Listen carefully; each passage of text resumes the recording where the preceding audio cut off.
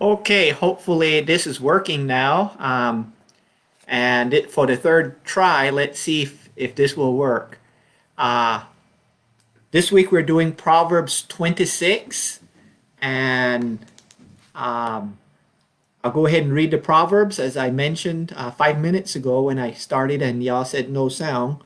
Um, that there are really three parts to this proverb. Let's go ahead and read the first part and we'll stop and then we'll discuss it. We'll read the second and then the third. Proverbs 26, it says, like snow in winter or rain in harvest, honor is not fitting for a fool.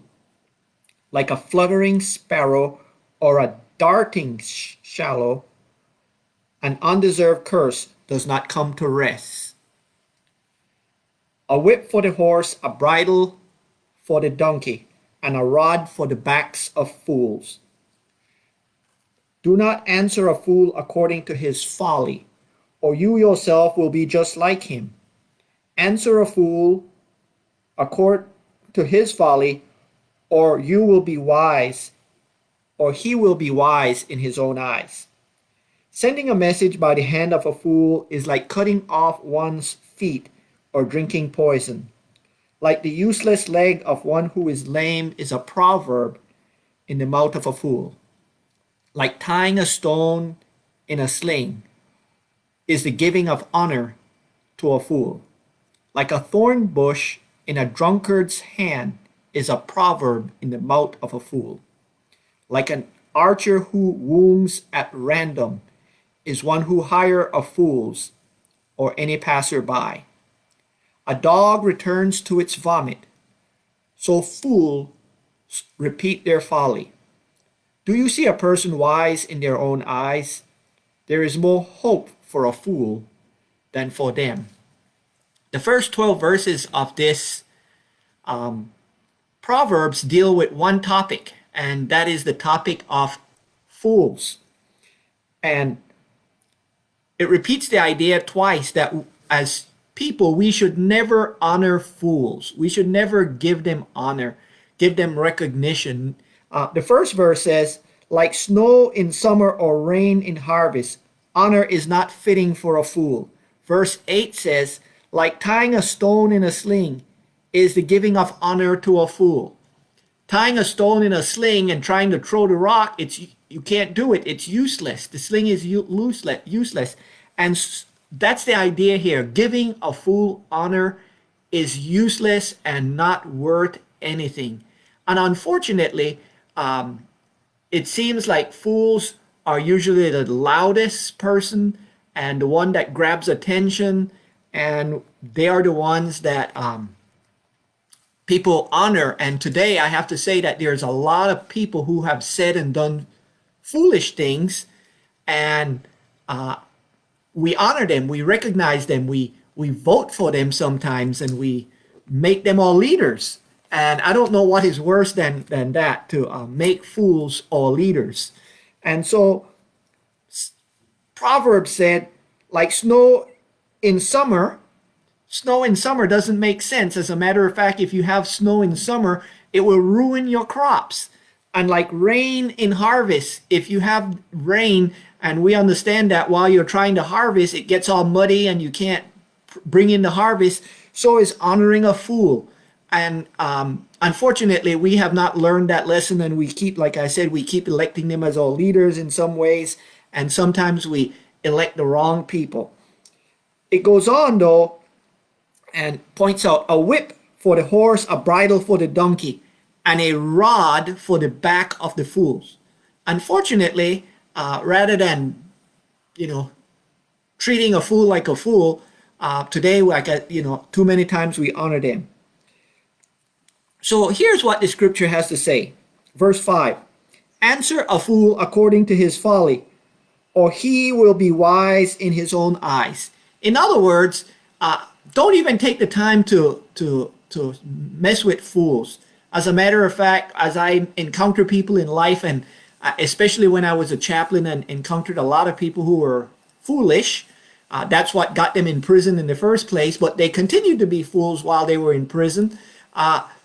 I found myself not wanting to spend any time with them. And that's what this is saying. It goes on, it said, do not answer a fool, because answering a fool according to his folly, and he may seem wise in his own eyes. As a matter of fact, what I found is fools take up more time than anybody else in trying to give them answers. And they wasted more time than anybody else. At least that's what I discovered in dealing with fools. Solomon says, sending a message by the hand of a fool is like cutting off one's feet or drinking poison. And those are some very graphic description. To cut off your feet and not being able to walk and not being able to move anymore, how can you get your message across, especially sending a message long distance? Today, obviously, we can use phones and such.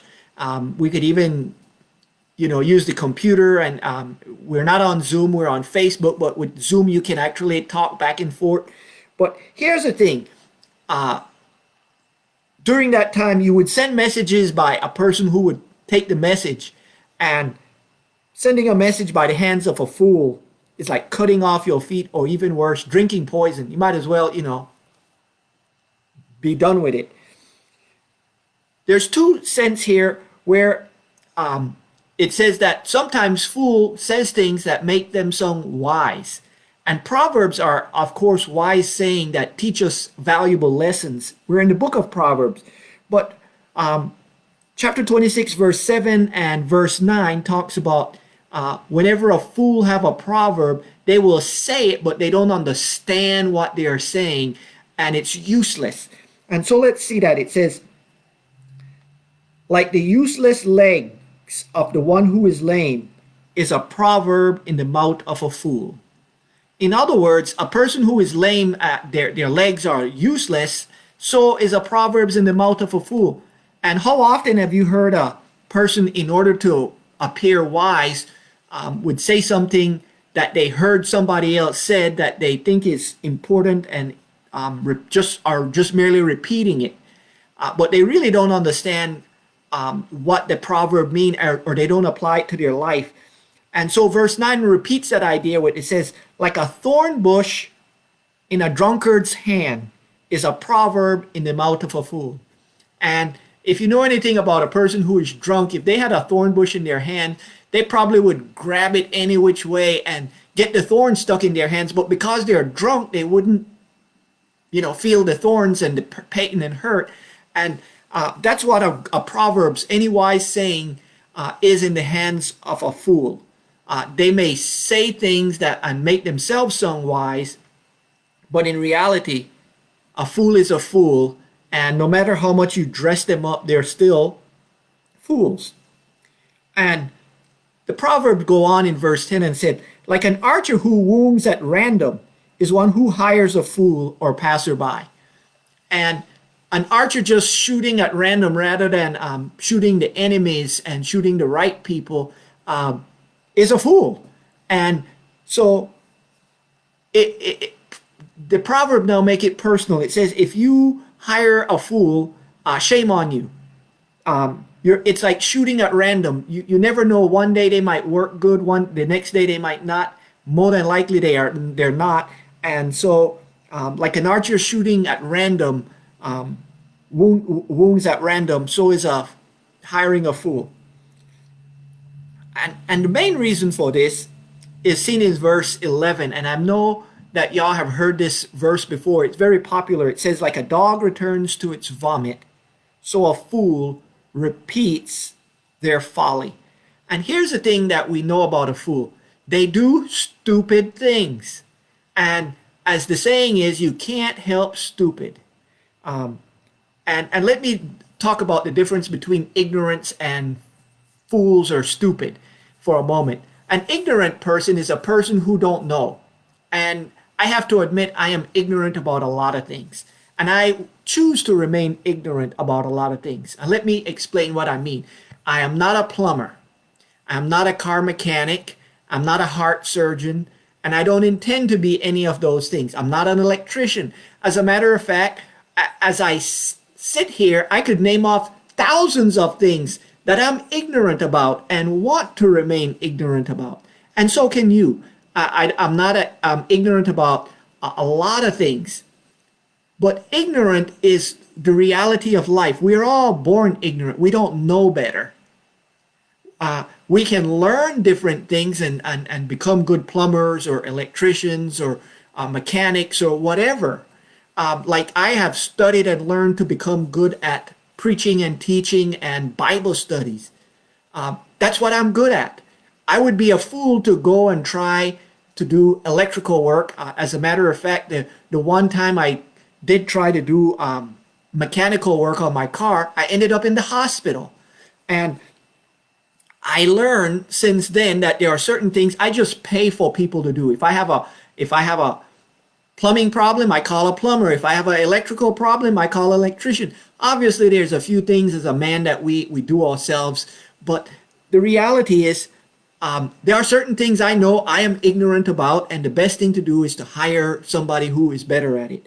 Unfortunately, fools or stupid people don't realize that they don't know what they don't know. And they keep repeating the same problem over and over.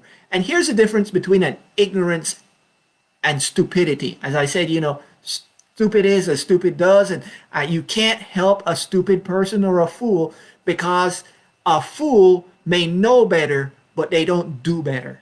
And they keep repeating the same mistake over and over again. Example for me is, I know I'm not a car mechanic. Car are complicated machinery. I know how to fill up the gas. I know how to drive it. I know if there's a problem, take it to the mechanic.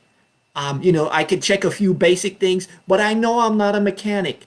And it would be a fool for me to keep trying to repeat the same mistake. I did it once. I ended up in the hospital.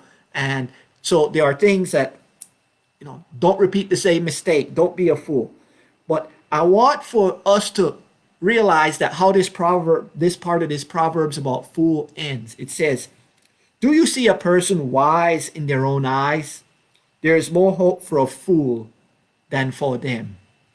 And what that is saying is, even people who are ignorant, if they know they're ignorant and are willing to learn, there's hope for them. But a person who think they know it all and is wise, there's no hope for them. And that's the important thing for us to understand, is there's always hope for us. There's always hope for people who are ignorant, who don't know better, and can study and learn and improve. But there's no hope for someone who thinks they're wise in their own eyes. If here's the thing, if you already know it all, there's nothing you can learn, and there's nothing that I can teach you or anyone can teach you. And so that's what that proverb is talking about. Fools, but the worst fool is someone who thinks they know it all. And I can tell you, I just admitted that I don't know a lot of things. As a matter of fact, I know certain things about the Bible, and there are thousands, if not millions, of people who are better preachers and teachers than I am. And I openly admit that. But here's the thing. We as Christians should realize that we are never wise in our own eyes. We never know it all. And that's why we rely on God, and we are willing to open and learn more. That's the first part of this three-part proverb. The second part has to do with sluggards or lazy people. So picking up at verse 13, it says, "A sluggard say, there's a lion in the road, a fierce lion roaring in the street. As a door turns on its hinges, so a sluggard turns on his bed. A sluggard buries his hand in the dish. He is too lazy to bring it back to his mouth.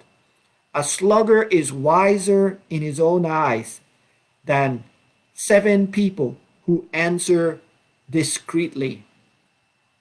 Those four verses talk about laziness.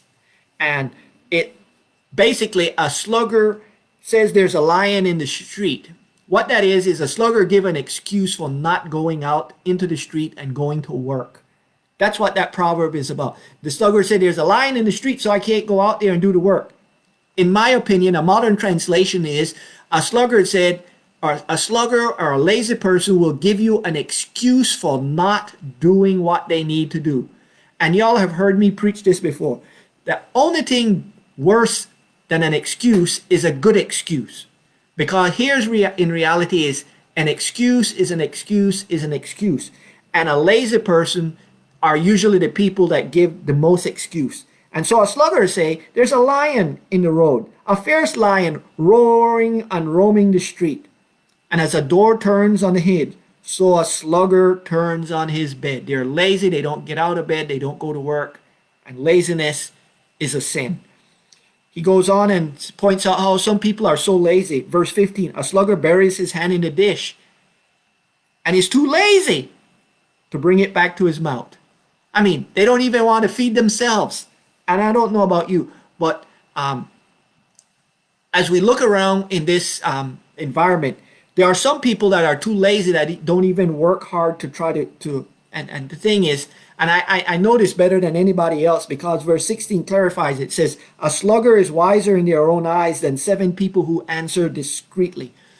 I had a brother who worked harder in order to con people and to do laziness or to not work. And he worked harder at not working than anything else. And in his mind, his view was, why should I work for the man and why should I do all this hard work and get paid so little? I will live off the dole and I will, con or trick people out of this and that. And he was wise in his own eyes. But the reality is he was lazy and he used excuses to try to pass off laziness. And even today, that's the way he is. And in prison, I encountered a lot of lazy people. And I'm sure y'all in your lifetime have encountered people who are lazy. The third part of this proverb, picking up at verse 17 through the end of Proverb 26, has to do with our speech, what we do. And so picking up at verse 17, it reads, like one who grabs a stray dog by the ears is one who rush into a quarrel, not their own. Like a maniac shooting flaming arrows of death is one who deceive their neighbor and say, I'm only joking. Without wood, a fire goes out. Without gossip, a quarrel dies down. As charcoal to ember and as wood to fire, so is quarrelsome people for kindling strife. The words of a gossip is like choice morsel. They go down to the utmost parts. Like a coating of silver doused on earthenware is fervent lips with an evil heart. Enemies disguise themselves with their lips, and in their heart they harbor deceit. Though their speech is charming, do not believe them. For 7 abomination fills their heart. Their malice may be concealed by deception, but their wickedness will be exposed in the assembly. Whosoever dig a pit will fall into it. If someone rolls a stone, it will roll back on them. A lying tongue hates those it hurts, and a flattering mouth works ruin. As we can see, all these verses have to do with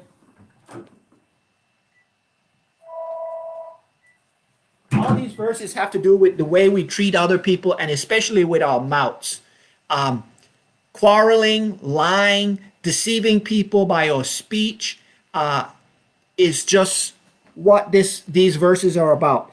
And Solomon starts off by saying, like one who grabs a stray dog by the ear is someone who rushed into a quarrel, not their own. I don't know if you ever grabbed a stray dog and gotten bit by it. Dogs, unless you know them and own them and they know you, if you try to grab them, they are going to, natural defense, they will bite you. And Solomon is saying, if you rush into a quarrel, and I know a lot of people, especially in the prison environment I worked in, they were quick to get into argument. They were quick to prove that they were right. And even when it was obvious they were wrong, they would argue for arguing's sake. And sometimes they got into arguments that were not their own. And it's worthless. It's useless. And it says it's like a maniac shooting flaming arrows of death. I don't know about you, but a maniac just shooting randomly and doing arrows of death. That's what quarreling and arguing is all about. And unfortunately, some people they get into arguments and then they say, "Oh, it really is nothing. It was only a joke." And that's what verse 19 clears up. If one who deceived their neighbors and say, "I'm only joking," the reality is, what we say have meaning, and what we say, we might think of it as a joke, but can hurt other people. And I became very aware that what I say not only impacts me first, but impacts others. And let me talk about that. There is a verse in Deuteronomy that says, "Do not curse a deaf person." And I always wondered, why is that verse there? Why not curse a deaf person? A deaf person won't hear the words. The person that hear the words are you yourself. And so here's the thing. Whenever we tell somebody something negative and hurt them with our words, it's like shooting arrows of death. And then if we then turn around, "Oh, I was only joking." There's no such thing as joking. Once we say it, we can't take it back. And so Solomon continues and point out to them, quarreling, telling people negative things, hurtful things is wrong. And he goes on and said, the best thing to do is to stop it right away. So look at what verse 20 says. Without wood, a fire goes out. Without gossip, a quarrel dies down. As charcoal to ember and wood to fire, so is a quarrelsome person for kindling strife. Unfortunately, I know you have met people, I've met people that they just love to argue and fight, and it's best, the Proverbs say if you take the wood out the fire that doesn't have one of the three elements that it needs, which is fuel. If you take the fuel out, the fire dies. And so the best thing to do is, the advice is, rather than argue with fools and rather than arguing at all, is to keep our mouth shut and move on. Because the word, verse 22 says, the words of a gossip is like choice morsels. They go down to the innermost part. And he then starts describing how what we say is so important, but in such a way that if we have evil intent, and I don't know about you, but I've met some very slick people in my days, and they can turn a phrase and say things in such a way that, and charm people, but in the long run, they were looking out for self-interest. And let's look at that here. Verse 23 reads, like a coating of silver doused on earthenware are fervent lips with an evil intent.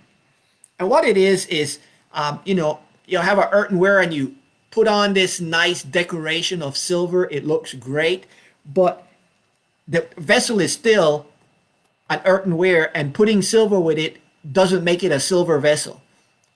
My wife liked to say, if you dress up a pig, it's still a pig. And that's what this is talking about, like a coating of silver on an earthenware. It's still an earthenware. So is a person with evil intent. And it goes on and said, even worse than that, enemies disguise themselves with their lips, but in their hearts they harbor deceit. And so we need to be careful with what we say, because with our lips, as we can see in James, for example, the book of James in the New Testament, that what we say, our lips, is what we use to lie and cheat and steal and on and on.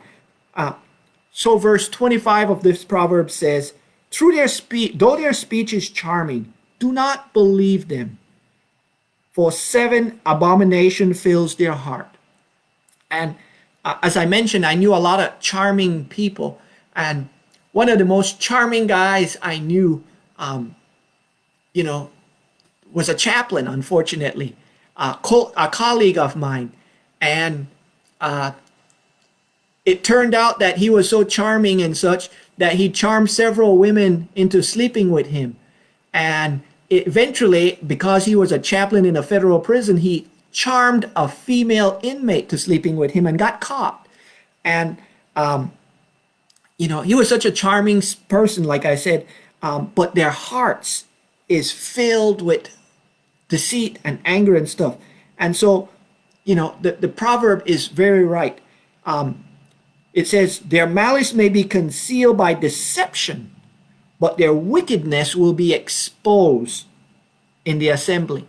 And I know this guy, this happened over 25 years ago, but eventually, like I mentioned, this guy, he ended up sleeping with several co-workers, ended up sleeping with a female inmate, and ended up in prison.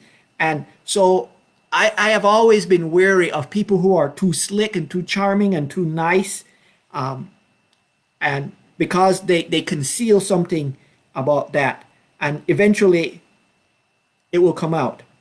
The proverb finally ends with these two verses. It says, whosoever digs a pit will fall into it. If someone rolls a stone, it will roll back on them. And what we say and what we do, folks, not only affects others, but eventually it affects us. The whole thing of reaping what we sow, or the non-Christian idea of karma, what we do and what we say is so important. So if you dig a pit or you tell lies, because the proverb ends with this, a lying tongue hates those it hurt, and a flattering mouth works ruin.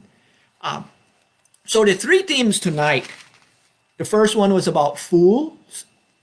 My advice to you is don't associate with them. If you run into a fool and after a while you realize they're fools because of the way they talk and their actions and their lives, best thing to do is avoid them. The second one is about laziness and giving excuses. If you run into a person who is lazy and give excuses, again, they're fools. And the third one is have to do with our speech. Gossiping, lying, cheating, those are all, of course, wrong.